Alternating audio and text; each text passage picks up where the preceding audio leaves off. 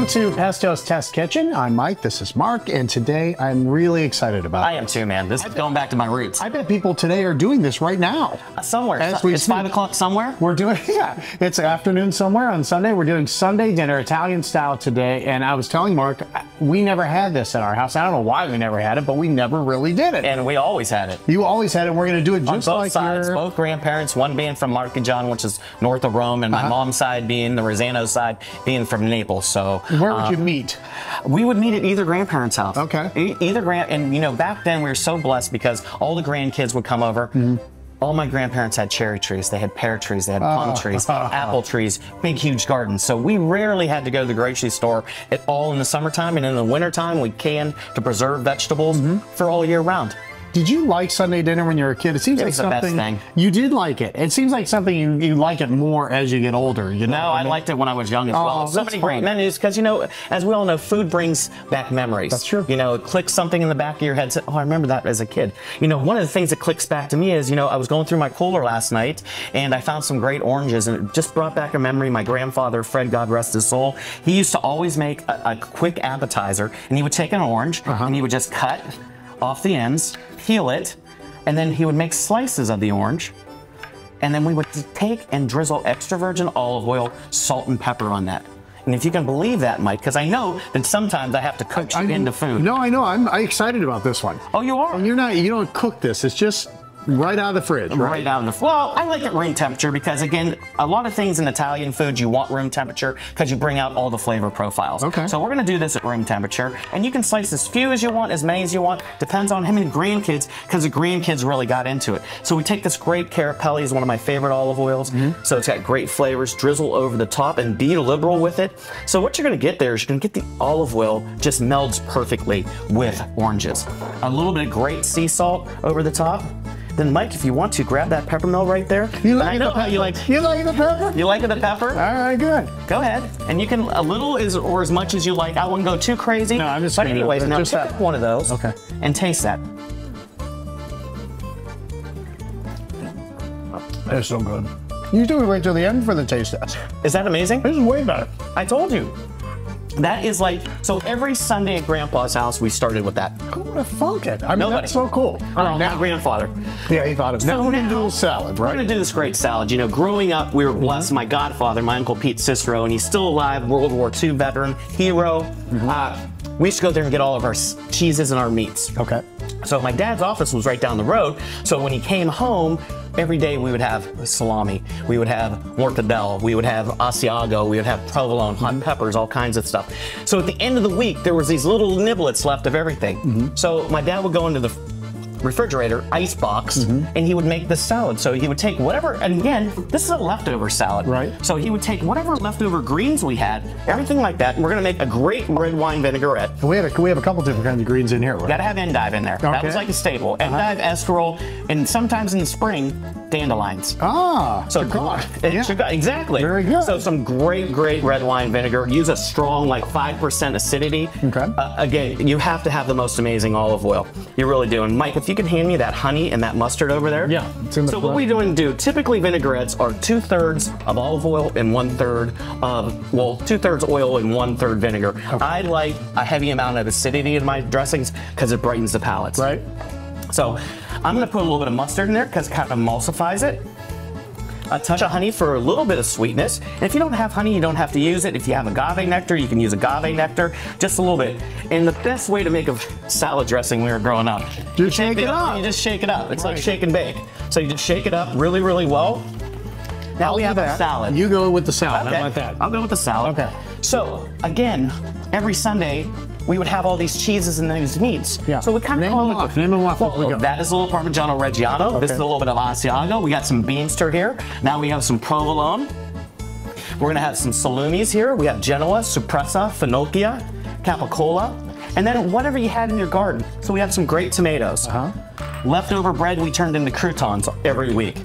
And then some cucumbers. If you like red olives, if you like olives, put olives in your salad. We also like the hot peppers in our salad. So like you can see, that's why we call it a garbage salad. So Mike, you're gonna put a little bit of hot peppers in here. Because I like a little bit of hot peppers in there. Gives it great balance. Go ahead, Mike. Now pour that over the top. Just the whole thing? Yeah, about half of it. Okay. a little bit more salt. You want to watch your salt because you have a lot of salt from all those meats and cheeses. Look at that. Is that good? How does that smell? It smells amazing. Now you can. It smells like I'm in an Italian store right now. It does. It smells like Cicero's. You can just toss that together, and look at how beautiful that looks with all those cheeses, those meats, and you can get that on camera. Just beautiful.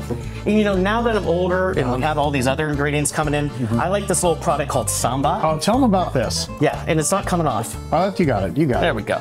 There we go. It's off. I never. And this is like grape must. This is from the bottom of the barrel. Oh, they're real steady, so we And can you get a shot just of it. drizzle a little bit of this over the top, and that just breaks it up to a whole another level. All right, so what is it? Explain what that stuff is. It's like balsamic on steroids. It's got a little bit, it's more subtle. It's from the wine cask. Yes. When people make wine. Yes, it's the leftover product of they boil it with vinegar and sugar, and this is what's made. A little bit of fresh ground pepper on that. Yeah. I don't know about you, Mike, but when I was growing up, You just put your hand right in there, just put don't my you? hand in there, take a bite of that. How do you make croutons, by the way? Is it hard to do it? Just A little you bit have to of toast olive it or oil not? in the oven. No? Exactly. Cut it into squares, cubes, whatever you want to. Rough cut it. Oh, so olive oil, salt, pepper, a little bit of cheese. Throw it in the oven. 15 minutes. Croutons. How's that taste? It's phenomenal. I can't wait till we put it on a dish. I know, right? All right, when we come back, this is just the beginning of the Sunday dinner, right? Lasagna. At the bottom of the hour, we're doing lasagna. Lasagna Bolognese style. I knew it wouldn't just be regular lasagna, We're too. going to go back to Italy. We're not going to make Youngstown style lasagna, which is phenomenal and great, and I love it. We're going to make Italian lasagna. All right, this is going to be fun. All right, so at the bottom of the hour, we'll do that. We'll be back in Pesto's Test Kitchen in just a little bit.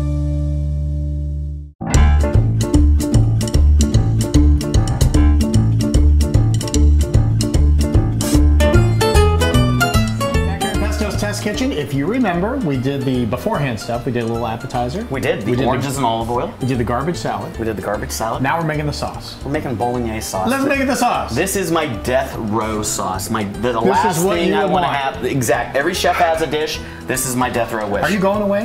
I'm not going anywhere. Okay, I'm not going anywhere. very good. So we Let's have a nice big wide body pan. So we have evaporation. We have a nice thick wall on the pan so we don't scorch anything. Okay. So we're going to lay down a little bit of extra virgin olive oil because the extra virgin olive oil is going to flavor it. It's also going to temper the butter so the butter doesn't smoke as much. Okay, we're going to put in some sweet unsalted butter. And Mike, if you grab the carrots and the onions over there. Nice hot pan. Put them in now? Yep, about half of that. I'm gonna put in some slivered garlic. I like using slivered garlic because it's a little bit more subtle than just finely minced garlic. Okay, we're gonna hit that with a pinch of salt because salt brings out all the liquid in the celery, the carrots and the onions, just like that. We're gonna stir it, and we wanna sweat this because there's a lot of acid in the onions and we want that all to dissipate. What's sweating mean? Sweating means it gets all the moisture out, and you want to cook that until those onions are translucent. Okay. But because we have all this meat, Mike, if you want to put in the veal, the beef, and the pork, all right. We're putting the veal, the beef, and the pork because I like 3 different kinds of meat in my sauce because it gives it unique flavors and textures. So we have ground veal, ground beef, ground pork. You can get that at your favorite butcher. I would recommend Catullo Prime Meats. He's a great guy, and they do that fresh for you. We're going to stir this around, and what we want to do is we want to brown this. Okay, we don't have a lot of time on camera to fully brown it, but you want to completely brown it so it looks like sloppy Joe mix. Okay, and after you're done doing that, we want to hit it with a whole bottle of Italian white wine. Why the white wine? I like the white. Well, you can use red wine as well, but I'm mixing. They do, but I'm also going to add, because I love it. I love milk in my bolognese. Gives it a great flavor, and I like a little bit of heavy whipping cream, along with your favorite pomodoro sauce, your favorite tomato sauce, whatever that is. And so this sauce, once it starts cooking, one thing you should know, it's gonna look a little bit like throw up. Okay, that's not appealing, in color, but that's the way it's supposed to look. We're gonna go with a little bit of chili flake down, some fresh flat leaf parsley, and one thing the sauce really needs, it needs that fresh ground nutmeg flavor to it. So we're gonna put a little bit of fresh ground nutmeg in it. We're gonna bring this to the boil, turn it down to the simmer for about 45 minutes to an hour. Okay. And it's gonna look orange. And when we come back, Mike. It's pasty too, doesn't it? It does a little bit. It gets a little thicker. It gets a little bit thicker, and all these flavors are gonna come together. It's gonna be an amalgamation of flavors, and this is just gonna be knock your socks off. Bolognese, it's one of my favorite meals. Let me ask you this. Is this your recipe or somebody in your family? This, when I was a young culinarian, graduating from the CIA. For the culinarians. Yes, big word. Big word today. I researched Bolognese sauces and tested probably 30. This is 30 bologneses into one pan. Really? So a little bit from everything and a little bit of what I like. Okay. Okay, so when we come back, we're gonna assemble the lasagna. Let's do that. All right. All right, be right back. Taking one cash offer for your home doesn't have to be your only option. I'm Barbara Corcoran, and especially in today's current market, having a local real estate agent who offers great marketing and options that are customized to fit your needs is smart. In Youngstown, the agent I trust is Kelly Warren. Kelly can give you a guarantee to sell your home, instant offer, and the best marketing strategies in the Mahoning Valley. Get the option that's right for you. Go to kellysolda.com. The Ray Boom Boom Mancini Foundation presents the Gianni Russo Experience, Thursday, October 17th at 8 o'clock at the Robbins Theater. It's a night with actor, entrepreneur, philanthropist, and mafia associate Gianni Russo, best known as Carlo in The Godfather. Learn about Gianni's life, from surviving polio to becoming a messenger for the mob to hanging out with Marilyn Monroe and the Rat Pack, and so much more. Get your tickets now at the box office or at robbinstheater.com. Find your next meal on the new Eat Local Ohio app. Beautifully curated food content from all the best local independent restaurants, right at your fingertips. Download the app today. Eat Local Ohio. Our customers are always part of the equation of everything we try to do. We don't have a Hillcrest label that we're trying to push on you. We don't have stockholders we're trying to make profit for. There's no out-of-state corporate office. The competitive advantage for Hillcrest over our national competition really is sustainable pricing, number one, service, and caring about what the customer needs, not our agenda. It's tough to get off course when that's your focus.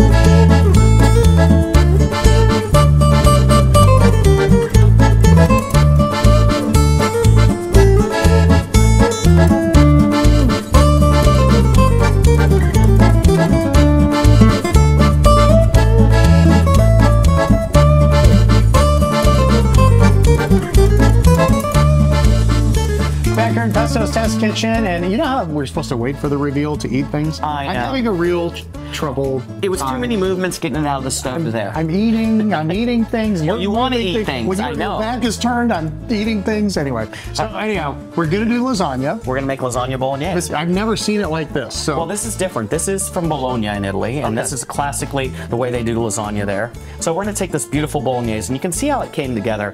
You know how I mentioned it looked like something unpleasant? Yeah. Well, now it's all together, and we're gonna put a nice coating of that on the bottom. And you can do fresh lasagna sheets if you make them yourself. You can go to your favorite retailer and get a dried. Sometimes they have frozen. We've par cooked these a little bit, and we're just gonna lay these down because it's gonna be multi-layer lasagna. So lay these down. It's just gonna be a layer of this, the noodles. Then we're gonna go with the bolognese sauce like this. And Mike, you're gonna come into play here in just a second. well, I'm interested in this because I don't know that This I've is a seen this. bechamel. This is this is one of the mother sauces we had talked about in previous episodes. This is a combination of roux, milk, salt, white pepper, nutmeg, and it's thickened and cooked together, and then it creates this amazingly clean, beautiful, luxurious sauce, which works perfectly with lasagna bolognese. So I need you to put that down now. See how that Just like works? that? With This is instead of stripes? ricotta. I was going to ask you, Yeah, do this you is a- use ricotta ever in your When I make lasagna? Youngstown lasagna. Okay. So now Stuffed we need that shells great or any of that Parmesan stuff? Reggiano. Oh, we're doing this on every Yeah, one, huh? every Okay. layer. So as much as you want or as little as you want. That's right. the great thing about making food. You know, it's all to your taste. Perfect. And we're just going to go with another layer of the lasagna noodles. And we're going to keep building this. This is a shallow pan, so we're probably going to get 4 or 5 layers. Okay. As you can see, we're just going to put them down. We're going to make one more layer, and then we're going to do the reveal over there. All right. And look at that sauce. It's got carrots, it's got onions, it's got veal, beef, pork, tomatoes, wine, this luxurious bechamel, an Italian is bechamel. You just put that down, just like that. And that's instead of our ricotta. And when that cooks all together, it's gonna be beautiful, Mike. So put some more of that down. All right. And now we're gonna go over here and do the cutting. Switch me sides. I'm do gonna this, switch I'll you finish sides. this up. So we're gonna come over here. I'll meet you in a and minute. this is the way, I'm not gonna touch this, just came out of the oven. Look at how amazing that looks. We're gonna garnish that on top with a little bit of fresh parsley, and then we're gonna cut it. Right You down want into the to wire. take this and bake this about 350 degrees. If you have a convection oven, fan on for about 45 minutes to an hour, depending on your oven. Now, always check once in a while to see that your oven is calibrated to make sure. Okay. And you always want to let this set up for about at least 20 minutes when it comes out of the oven. It's fall apart. It's going to fall apart. So, Mike, then we're just going to go around the outside. We're going to pull out this lasagna. Oh, it never comes out like that for Look me. at that. Now, Mike, I'm going to tell you right now, that's going to be a little bit hot. Yeah. Now, you can put a little bit of this over the top. And look at that. Just like that. Hit it with a little bit of fresh ground pepper. And Mike, this is your first time trying lasagna bolognese. I know. I'm excited about it. Get in there. Get yourself one too. So when I wait tongue, you can talk. How about that? Okay. And this goes great with a great bottle of wine. Whether you're having a great bottle of wine or Sunday with the kids, a great fresh lemonade.